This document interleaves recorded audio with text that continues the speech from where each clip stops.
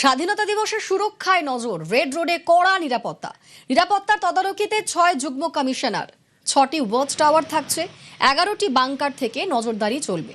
মোতায়েন করা হয়েছে 1500 পুলিশ কর্মী।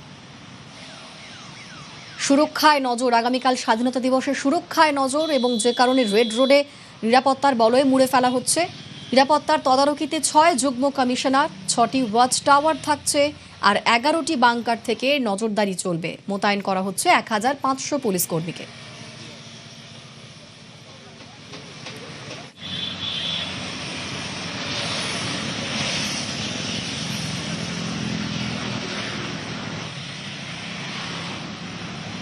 এইখানে আমাদের প্রতি বছরই বিভিন্ন রকম হয়, ওয়াচ টাওয়ার করা হয় এবং ওয়াচ টাওয়ারে আমাদের কমান্ডো বাহিনী থাকে।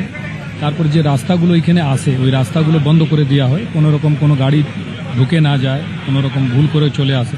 ওইখানেও কিন্তু আর্মড কম্পোনেন্ট থাকে, কোনো একটা বিরাট গ্যাদারিং আছে, তো চারদিকেই আমাদের কিন্তু মানে all Rhodes leading to red road ওটা আমরা কিন্তু দেখি, ফুল সিকিউরিটি অ্যারেঞ্জমেন্ট করি। হ্যাঁ, এছাড়া আপনার টাউনের মধ্যেও সিকিউরিটি থাকে, কোনো বিভিন্ন জায়গার লোক হয়তো রাত্রিবেলাও কিছু বেরোন এই করে কোনো কিছু না হয়, ওটার জন্যও আমাদের অ্যারেঞ্জমেন্ট থাকে। এটা তো সবসময় আমাদের রাখতে হবে, এটা তো ন্যাশনাল ইম্পর্টেন্সে মানে ডে আছে, সেই জন্য এখানে আমরা বাড়তি নিরাপত্তা সবসময় রাখি এবং ওইভাবে ব্যবস্থা করা হয়েছে।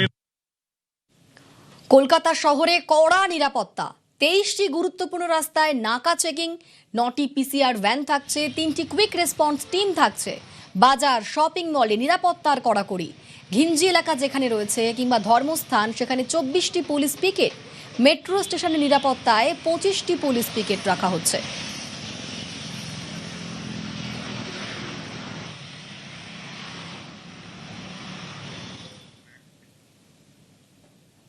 দেশভাগে ভুক্তভোগীদের সম্মানে স্মৃতিসৌধ, কেন্দ্রীয় সরকারের উদ্যোগে শিয়ালদা স্টেশনে স্মৃতিসৌধ।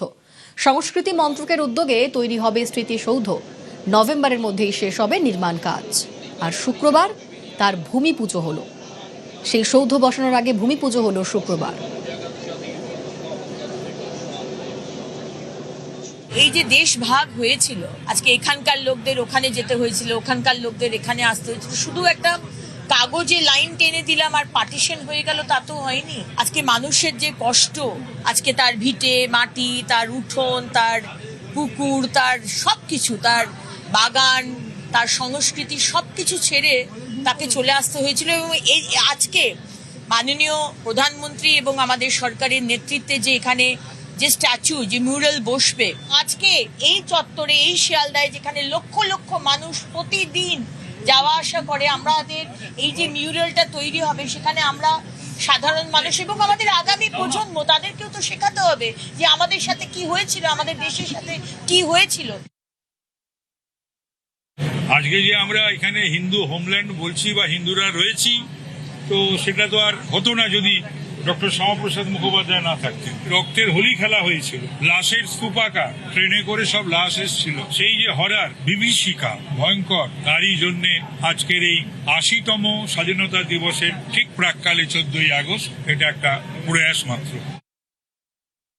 विभाजन जो विभीषिका है, हॉरर्स ऑफ पार्टीशन, तो we are here to give our विनम्र श्रद्धांजलि to the kind of horrors the families have witnessed. वो दर्द को महसूस करते हुए I am feeling very privileged that Indian Railways, on behalf of Eastern Railway and Indian Railways, Sealdah में जो ये जगह है हम दे रहे हैं, जिससे कि मिनिस्ट्री ऑफ कल्चर यहाँ पर एक मेमोरियल स्टैब्लिश करे। लोग जितने भी यात्रीगण हैं वो जब यहाँ पर आएंगे तो वो एक बार रुकेंगे, महसूस करेंगे उस दर्द को, आत्मसात करेंगे और ये देखेंगे कि जो भी पास्ट में हुआ उसमें हम किस तरह आगे पीस और यूनिटी से आगे बढ़